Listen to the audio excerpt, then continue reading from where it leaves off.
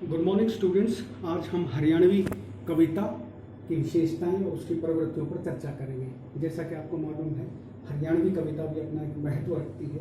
इसके भी बहुत सारे कवि हुए हैं जिन्होंने हरियाणवी भाषा और उसकी कविता और उसके साहित्य को आगे बढ़ाने में अपना महत्वपूर्ण योगदान दिया है।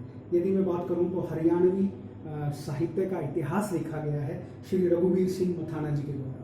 तो उन्होंने इस पुस्तक में बताया है कि आज़ादी के बाद जो भी कविताएं लिखी गई वास्तव में वही हरियाणवी कविताएं हैं। 1947 के बाद जो कविताएं हरियाणवी भाषा में देखने को मिलती हैं वास्तव में वही हरियाणवी कविताएं हैं। तो जिस प्रकार अन्य भाषाओं में भी कवि होते हैं, ठीक उसी प्रकार हरियाणवी भाषा के भी कई बड़े जाने पहचाने चेहरे हैं जो आपको बहुत सारे काव्य मंचों पर देखने को मिलेंगे, जिसमें जैमिनी हरियाणवी का नाम आपने सुना होगा। बहुत सारे यूट्यूब चैनल पर उनके बहुत सारे आपको हास्य व्यंग देखने को सुनने को मिलेंगे। उसमें उदय भानु हंस हैं जो हरियाणा साहित्य अकादमी के अध्यक्ष रहे हैं, रामफल चहल हैं जो कुरुक्षेत्र रेडियो स्टेशन में कार्यरत हैं और कुरुक्षेत्र विश्वविद्यालय में और हरियाणा के विभिन्न मंचों पर इनके कार्यक्रम होते रहते हैं। भारत भूषण सांगीवाल हैं, देवी शंकर प्रभाकर हैं, कंवल हरियाणवी हैं, इसमें आपके विश्वबंधु शर्मा हैं, रामधारी खटकड़ हैं, इसमें आपके राम कुमार आत्रेय हैं। तो ये बड़े प्रसिद्ध कवि हैं जिन्होंने हरियाणवी भाषा की कविताओं को आगे बढ़ाने में अपना महत्वपूर्ण योगदान दिया। यदि मैं बात करूं तो आपके जो है विश्वबंधु शर्मा रोहतक के वैश्य कॉलेज में जो है हिंदी के प्रवक्ता रहे हैं, हिंदी के लेक्चरर रहे हैं और वहाँ से सेवानिवृत्ति के बाद इन्होंने अपना पूरा जीवन जो है हरियाणवी कविता और हरियाणवी भाषा के विकास को समर्पित कर दिया है।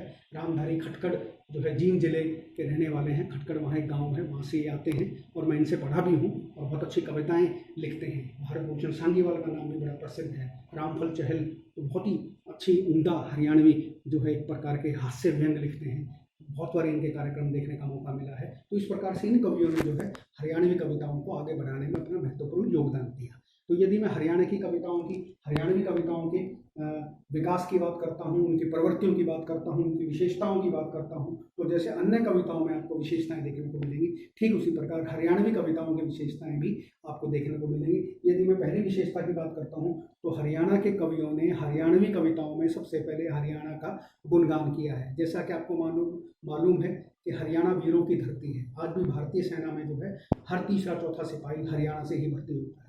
हरियाणा के सपूतों ने जो है अपने प्राणों का बलिदान देकर के बहुत बार देश की रक्षा की है, चाहे वो 1965 की लड़ाई हो, चाहे वो 1971 की लड़ाई हो, चाहे वो 1999 की कारगिल की लड़ाई हो।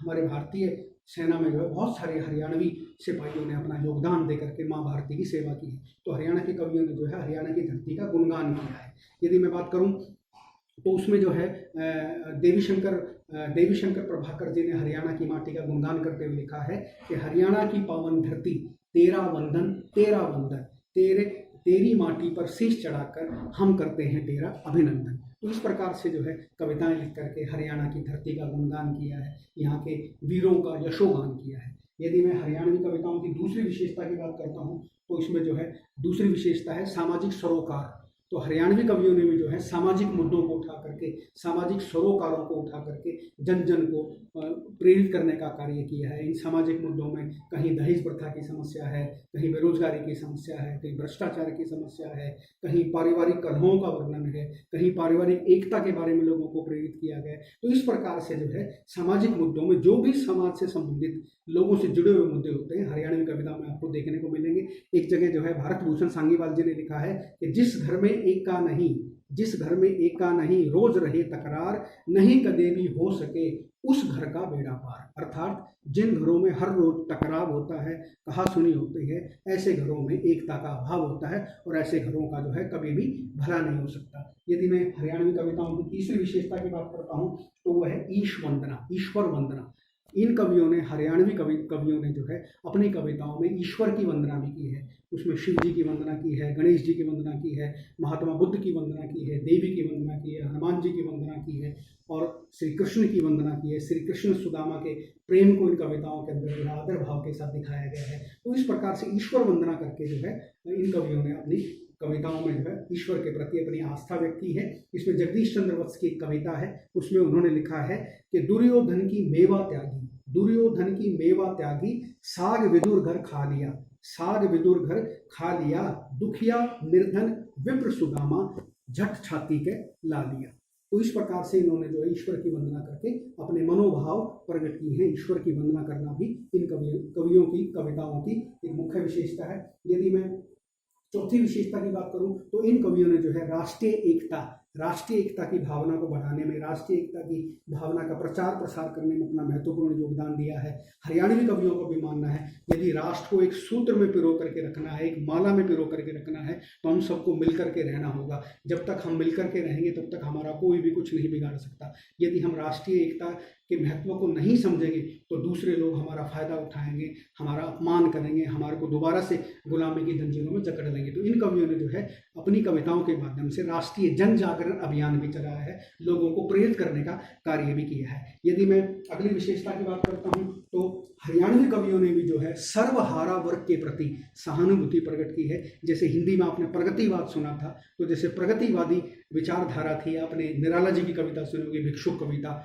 वह दो टूक कलेजे की करता, पछताता पथ पर आता, पेट पीठ मिलकर है एक, चल रहा लकुटिया टेक। तो क्या इस तरह की जो प्रगतिवादी कविताएं हिंदी में लिखी गई थी, हरियाणवी कविता में भी वो प्रगतिवाद जो हिंदी का प्रगतिवाद था, ऐसा लगता है कि हरियाणवी कविता के कवि भी प्रगतिवाद से प्रभावित थे। उन्होंने भी सर्वहारा वर्ग के प्रति अपनी सहानुभूति प्रकट की है। एक जगह जो है कविता लिखते हुए इन कवियों ने कहा है कि देख रोंगटे खड़े होगे या मेरी छाती धड़के से, दुखिया या मेरी छाती धड़के से, गरीब किसान की जिंदगी क्यों कर बीतते से मर पड़ के। तो उन्होंने किसानों की दशा को, सर्वहारा वर्ग की दशा को अपनी कविताओं के माध्यम से जो है लोगों के सामने प्रस्तुत किया और सर्वहारा वर्ग के प्रति अपनी सहानुभूति प्रकट की। यदि मैं अगली विशेषता की बात करता हूँ तो हरियाणवी कविताओं की अगली विशेषता है श्रृंगार भाव। जैसे आपने हिंदी कविताओं के अंदर श्रृंगार के दोनों पक्ष देखे थे, संयोग श्रृंगार भी और वियोग श्रृंगार भी, ठीक उसी प्रकार हरियाणवी कविताओं में भी जो है ऐतिहासिक श्रृंगारिक वर्णन मिलेगा, पौराणिक कथाओं से जुड़े हुए आपको जो है श्रृंगार वर्णन देखने को मिलेंगे, और ग्रामीण अंचल से संबंधित आपको जो है ग्रामीण संस्कृति से संबंधित श्रृंगारिक भाव भी आपको यहाँ काफ़ी देखने को मिलेंगे। जैसे कविता में श्रृंगारिक भाव देखने को मिलता है, हरियाणवी भाषा की कविता है कि इसमें एक जो है पत्नी अपने पहाड़ी पति से कह रही है कि भाई ये सारा खेत का काम छोड़ करके तुम जल्दी से पहले खाना खा लो। तो इसको हरियाणवी भाषा में उन्होंने बहुत अच्छे तरीके से लिखा है कि मैं कद की रुक के दे रही, तू रोटी खा लिए हाली, दिन ढल जागा जब फेर, खेत ने भा लिए हाड़ी मैंने जो किसान खेत में काम करता है, जो किसान खेत में मेहनत से काम कर रहा है, उसको कह रही है कि जो सारा काम छोड़ करके अपना पहले खाने का कार्य कर ले। तो इस प्रकार के जो आंचलिकता है, इस प्रकार का जो श्रृंगारिक वर्णन है, वो हरियाणवी भाषा में, हरियाणवी कविताओं में भी आपको देखने को मिलेगा। यदि मैं अगली विशेषता की बात करता हूं तो इन कवियों ने जो है अपनी कविताओं में सांप्रदायिकता का विरोध किया है। सांप्रदायिकता का विरोध किन चीज़ों को लेकर के सांप्रदायिक विरोध होता है, जिसमें भाषा आती है, जाति आती है, धर्म आता है, संप्रदाय आता है। इन चीज़ों को लेकर के जो है लोगों के अंदर सांप्रदायिक तनाव पैदा होता है। एक धर्म के लोग दूसरे धर्म के लोगों को नीचा दिखाते हैं, दूसरे धर्म के लोग पहले धर्म के लोगों को नीचा दिखाते हैं, एक जाति दूसरी जाति को नीचा दिखाते हैं। तो इन लोगों ने सांप्रदायिक जो है इस तरह के सांप्रदायिक भावों का विरोध किया। इनका मानना है कि सारी मनुष्य जाति जो है एक ही ईश्वर की संतान है और सबको मिलकर के रहना चाहिए। तो उन्होंने एक जगह कविता लिखी है कि भाषा प्रांत जात मजहब की भीत नहीं चिन्हन देंगे, भीत माने दीवार, भीत नहीं चिन्हन देंगे, और सांप्रदायिक द्वेष के गढ़ भारत में नहीं बनने देंगे, सांप्रदायिक द्वेष के गढ़ भारत में नहीं बनने देंगे। तो हरियाणवी भाषा में इन्होंने अपनी कविताएं बिल्कुल उसी अंदाज में कही हैं जैसे आपको हिंदी भाषा के अंदर सांप्रदायिकता के भावना का विरोध करने की जो कविताएं आपको सुनने को मिलती है, ठीक वैसी ही कविताएं, बस उनकी भाषा बदल गई है। हरियाणवी भाषा में, वो हिंदी भाषा में, भाव इनका वही है, इनकी संवेदना वही की वही है जो अन्य भाषाओं में आपको देखने को मिलती है। यदि मैं अगली विशेषता की बात करता हूं तो इन कवियों ने जो है हरियाणवी कवियों ने अपनी कविताओं में हास्य हास्य व्यंग, छोटे छोटे हास्य विनोद, इन चीज़ों पर भी बहुत अधिक बल दिया है। इसमें सबसे ऊपर नाम आता है जैमिनी हरियाणवी का नाम। उन्होंने जो है अपनी कविताओं के अंदर इस तरह के जो है बहुत सारे हास्य व्यंग किए हैं। जैसे इन्होंने इनकी एक कविता अक्सर आपको जो है काव्य मंचों पर सुनने को मिलेगी। उसमें इन्होंने जो है आज के इंसान का वर्णन करते हुए कहा है कि ईब का इंसान भीतर तक कटपीस ऊपर ते थान, ईब की नारी ब्याह ते पहलम तलाक की तैयारी, ईब के नेता जनता में डबल रोल खेलने वाले अभिनेता, ईब के नेता जनता में डबल रोल खेलने वाले अभिनेता। तो इस तरह के हास्य व्यंग करके हरियाणवी कविताओं के कवियों ने अपनी कविता को आगे बढ़ाया है। हरियाणा के अंदर आपने देखा होगा जो हरियाणवी कई ऐसे अखबार आते हैं जिनमें हरियाणा की खबरें आती हैं, जैसे दैनिक ट्रिब्यून है, जैसे आपका हरिभूमि अखबार है। इनमें एक अलग से कॉलम होता है जिसमें आपको ताऊ बोलिया या इस तरह की जो हरियाणवी ठिठोलियाँ, छोटी छोटी हरियाणवी कविताएं देखने को मिलेंगी। जैसे आजकल एक कोरोना को लेकर के कविता चल रही है जिसमें जो है एक गंभीर बात बताई जा रही है, लेकिन उस गंभीर बात को भी जो है हरियाणवी अंदाज में, ठिठोली अंदाज में ऐसे तरीके से प्रस्तुत कर दिया कि उसको सुन करके हंसी आती है। जैसे आजकल एक हरियाणवी हास्य चल रहा है, हास्य व्यंग सा चल रहा है कि जिसमें एक व्यक्ति आकर के कहता है कि ताई जो है फत्ते की बहू ने कोरोना हो गया। तो ताई कहती है कि अच्छा बेटा, ये तो बहुत, राम जी ने तो मेरी सुन ली, मैं तो बहुत साल से प्रार्थना कर रही थी, उसके तो 15 साल से कुछ हुआ ही नहीं था, चलो आज भगवान ने मेरी सुन ली, उसका कोरोना तो हुआ, तो राम ने कुछ तो रखी। तो इस तरह की घटनाएं देखो, गंभीर बात है, लेकिन गंभीर बात को भी हरियाणवी अंदाज में कह करके कहीं ना कहीं थोड़ी सी चुटीली ले ली, थोड़ी सी कहीं ना कहीं चुटीलापन आ गया, कहीं ना कहीं हमें हंसी आई। तो इस हरियाणवी कविता में खास बात यह है कि इसका जो कहने का अंदाज है, वो कहने का अंदाज ऐसे हास्य तरीके से होता है कि उसमें गंभीर बात भी कह दी जाती है और आपको हंसी आए बिना भी नहीं रहती। तो इस प्रकार से हरियाणवी कविता अपना एक महत्व रखती है। यदि मैं बात करूँ तो हरियाणवी कविताओं में आपको भ्रष्टाचार की समस्या का चित्रण भी मिलेगा। भ्रष्टाचार की समस्या को भी जो है इन कविताओं में बड़े मनोयोग से उठाया गया है। वर्तमान समय में जो हमारे समाज में भ्रष्टाचार की समस्या चल रही है, जिससे हमारा समाज जंजीरों में जकड़ता जा रहा है, गरीब आदमी पिसता जा रहा है, अमीर आदमी और अमीर होता जा रहा है, तो हरियाणवी कविताओं में भी जो है भ्रष्टाचार की समस्या को उठाया गया है। इसमें रामधारी खटकड़ ने अपनी कविताओं में जो है भ्रष्टाचार की समस्याओं को बड़े अच्छे तरीके से उठाया है। उन्होंने एक जगह लिखा है, क्रांति बिना न मुक्ति ध्यावे, संकट बढ़ता जावे से, मारी कमाई इस सिस्टम में कौन लूट के खावे से, पुलिस कचहरी राज और कानून लुटेरे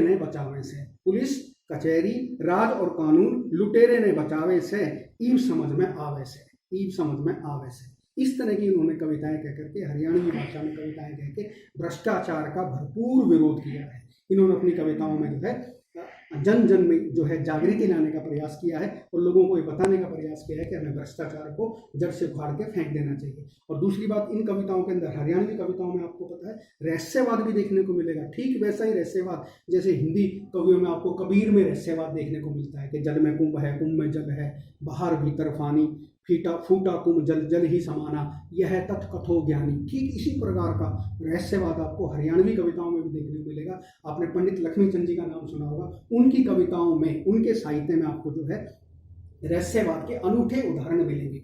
उन्होंने लक्ष्मीचंद जी ने अपनी एक कविता में लिखा है कहीं कि किसकी रागणी सुन के बोरे, गूंज करे न्यारी नारी, किसका रंग ले फूल खिलें, सिंगार करें क्यारी, किसका रंग ले फूल सिंगार करें क्यारी, भूचर जलचर नवचारी, सब भरें उमंग में काया। इस प्रकार की रहस्यवादी घोषणाएं जो है, रहस्यवादी भाव जो है हरियाणवी कविताओं में भी आपको देखने को मिलेंगे, खास तौर से पंडित लक्ष्मीचंद जी की कविताओं में। तो अगली अगर हम विशेषता की बात करते हैं तो भाषा शैली, जो हरियाणवी कविताओं की प्रवृत्तियों की सबसे अंतिम विशेषता है भाषा शैली। तो हरियाणवी भाषा शैली की भी अपनी विशेषताएं हैं। इसमें आपको तत्सम प्रधान शैली मिलेगी देखने को। जो हरियाणवी कविताएं लिखी हैं तत्सम तद्भव शैली प्रधान कविताएं हैं। उनमें जो है हरियाणवी शब्दों का भरपूर प्रयोग किया गया है। उनमें कहीं कहीं आपको उर्दू के शब्द देखने को मिलेंगे। भाषा जो है सरल, सरस और मधुर है, सरलता लिए हुए है, आसानी से शब्द आपको समझ में आ सकते हैं। कहीं कहीं जो है मुहावरा, लोकोक्ति शैली का इस्तेमाल किया गया है, कहीं कोई बात कहने के लिए किसी सूक्ति का इस्तेमाल किया गया है। कुल मिलाकर के जो है हरियाणवी कविताओं की भाषा शैली सामान्य बोलचाल की हरियाणवी ही है, जिसमें आपको उर्दू के शब्द देखने को मिल सकते हैं, जिसमें कुछ आपको अंग्रेजी के शब्द भी, सिस्टम, जैसे अभी पिछली कविताओं में मैंने आपको बताया, कुछ अंग्रेजी के शब्द भी सुनने को मिलेंगे, उर्दू